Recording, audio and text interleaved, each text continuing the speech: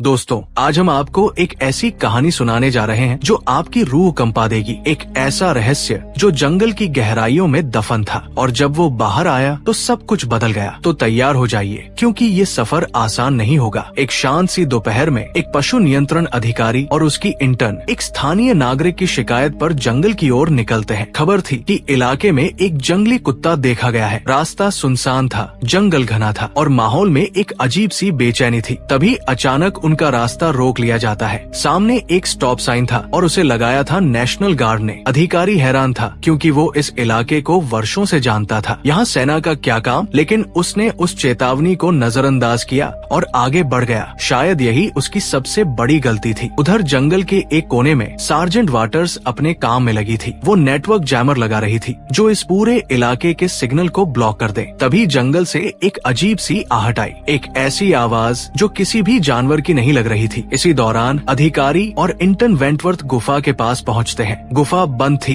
पर्यटकों के लिए। अंदर से गुर्राने की आवाज आ रही थी। अधिकारी ने सोचा वो जंगली कुत्ता शायद यही छुपा है। उसने इंटर्न को बाहर रुकने को कहा और खुद अकेले अंदर चला गया। इंटर्न बाहर खड़ी थी जब उसकी नजर जमीन पर पड़ी। वहाँ खून के धब्बे थे, ताजे गहरे लाल धब्बे। वो कुछ समझ पाती इससे पहले ही अंदर से चीखें आने लगी। अधिकारी बाहर भागा। उसकी आंखों में दहशत थी। बस एक ही शब्द था उसके मुंह पर, भागो। और वो दोनों जंगल में दौड़ पड़े। पीछे था कुछ जो इंसान नहीं था। दौड़ते दौड़ते किसी तरह वो उस चीज से बच निकले। सांसें फूल चुकी थी, दिल धड़क रहा था। तभी वाटर्स उनके सामने आ गई। उसने शांत आवाज में पूछा कि क्या हुआ। अधिकारी ने उसे सब कुछ बताया और वाटर्स ने बिना एक पल गवाए दोनों को गोली मार दी। ठंडे खून से उसने रेडियो पर अपने अफसर को रिपोर्ट की कि घुसपैठियों को खत्म कर दिया गया। लेकिन रेडियो पर जो आवाज आई वो नाराज थी। उसे जिंदा नमूने चाहिए थे। वाटर्स ने लाशें खींचकर उस तक पहुंचाई। ये तो बस शुरुआत थी। कहानी का दूसरा हिस्सा शुरू होता है शहर में, जहां एमिली का दिन बेहद बुरा गुजरा है। नौकरी चली गई और तकलीफ ये थी कि क्लाइंट्स अभी भी उसे फोन कर रहे थे जैसे उन्हें पता ही नहीं था। तभी उसका भाई जेजे आता है। एमिली उससे दिल की बात करती है। वो कहती है कि शायद वो सच में काबिल नहीं थी। जेजे उसे समझाता है। वो कहता है शहर से थोड़ा दूर जाओ, जिंदगी रीसेट होगी। और वो उसे उनके पिता के पुराने केबिन पर जाने का न्योता देता है। शिकार का मौसम शुरू होने वाला था। एमिली मान जाती है। उधर जंगल में पार्क रेंजर याकोब अपनी गश्त पर था। उसकी नजर वाटर्स पर पड़ती है जो एक नो एंट्री साइन लगा रही थी। याकोब उससे बात करने की कोशिश करता है क्योंकि उसके दिल में वाटर्स के लिए कुछ था। लेकिन वाटर्स हमेशा की तरह बेरुखी से काम में लगी रही। उसने बस इतना कहा, सब कुछ क्लासिफाइड है। अगले दिन एमिली, जेजे, उनके बड़े भाई मार्क और बचपन के दोस्त अमीर मिलकर शिकार की यात्रा पर निकलते हैं। रास्ते में उन्हें भी वही नेशनल गार्ड का साइन मिलता है। परिवार की जमीन और सेना का पहरा। एमिली ने बिना सोचे साइन हटाया और आगे बढ़ गए। उन्हें नहीं पता था कि कोई उन्हें देख रहा था। झाड़ियों में कुछ हिला। चारों ने मजाक किया, शायद हमारा शिकार है। हंसी गूंजी, लेकिन वो जो था वो शिकार नहीं था। केबिन पहुंचकर पुरानी यादें ताजा हुई। बचपन,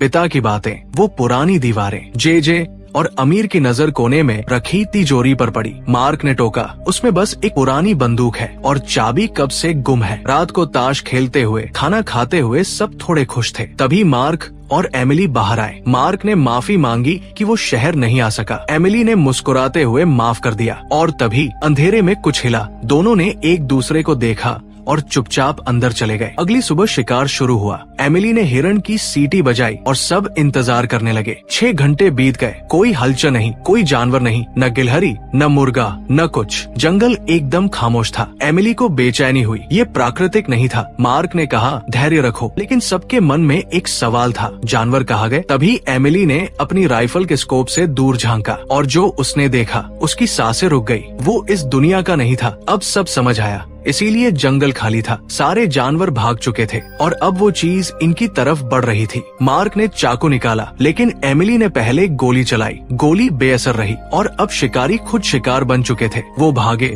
और किसी तरह जमीन के एक गड्ढे में छुप गए। उसी वक्त गुफा के अंदर वाटर्स अपने यंत्र जांच रही थी। अलर्ट आया, सब्जेक्ट अनकंट्रोल्ड। उसने जल्दी से एक कंट्रोलर उठाया और बटन दबाने लगी, पर रेंज से बाहर था। वो आगे बढ़ती रही, बटन दबाती रही और जब रेंज में आई उस चीज को वापस बुलाने में सफल रही। उस चीज का नाम था ट्रिक्सी। वाटर्स ने उसे शांत करने की कोशिश की, लेकिन ट्रिक्सी ने सुना नहीं और अचानक उसने वाटर्स पर ही हमला कर दिया। शिकार दल अब रास्ता भटक चुका था। मार्क ने कहा कि वो गुफा से होते हुए केबिन पहुंच सकते हैं। भले ही ट्रिक्सी उधर थी, उनके पास कोई चारा नहीं था। रात को गुफा के पास पहुंचे और अंदर से करहाने की आवाज आई। कोई जिंदा था। वो अंदर जाने वाले थे कि वाटर्स लड़खड़ाती हुई बाहर निकली, गंभीर रूप से जख्मी। अमीर ने फोन उठाया पर नेटवर्क नहीं था। जेजे की नजर पेड़ पर लटके जैमर पर पड़ी। उसने उसे तोड़ा। सिग्नल आया, मदद के लिए फोन हुआ। मार्क ने वाटर्स को उठाया और सब केबिन की ओर दौड़ पड़े। केबिन में एमिली वाटर्स के घावों की मरहम पट्टी कर रही थी। जेजे और अमीर एम्बुलेंस ढूंढने निकले। तभी याकूब सायरन की आवाज सुनकर उधर आने लगा, लेकिन जब जेजे और अमीर एम्बुलेंस तक पहुंचे, वो खाली थी। दरवाजे खुले, कोई नहीं, और उन्होंने नहीं देखा कि नो एंट्री साइन पर खून के धब्बे थे। दूर अंधेरे में ट्रिक्सी उन्हें देख रही थी। अचानक उसने जेजे पर हमला किया, उसे अपने हाथों से पकड़ा और करंट दे दिया। जेजे बेहोश होकर गिर पड़ा। अमीर डर गया और केबिन की तरफ भागा। केबिन के अंदर वाटर्स को होश आया था। उसकी नजर हथौड़े पर पड़ी और बिना किसी चेतावनी के उसने मार्क के सिर पर वार कर दिया। बाहर से अमीर भागता हुआ आया। वाटर्स ने उसके घुटनों पर प्रहार किया और वो भी गिर पड़ा और वाटर्स भाग गई। अमीर ने दर्द में बताया कि ट्रिक्सी ने जेजे को उठा लिया है। वाटर्स अपने अफसर डॉक्टर एडमंसन के ट्रेलर लैब में पहुंची। डॉक्टर अपने काम में डूबा था। जब उसने सुना कि ट्रिक्सी कंट्रोल से बाहर हो गई है तो उसकी आंखें चमक उठीं। वाटर्स ने बताया कि गोली लगने के बाद ट्रिक्सी ने हमला करना शुरू कर दिया। डॉक्टर ने इंजेक्शन लगाकर वाटर्स को राहत दी, फिर खुद हथियार उठाया। गुफा में पहुंचकर उन्होंने जेजे को मशीन से बांध दिया। डॉक्टर ने ट्रिक्सी को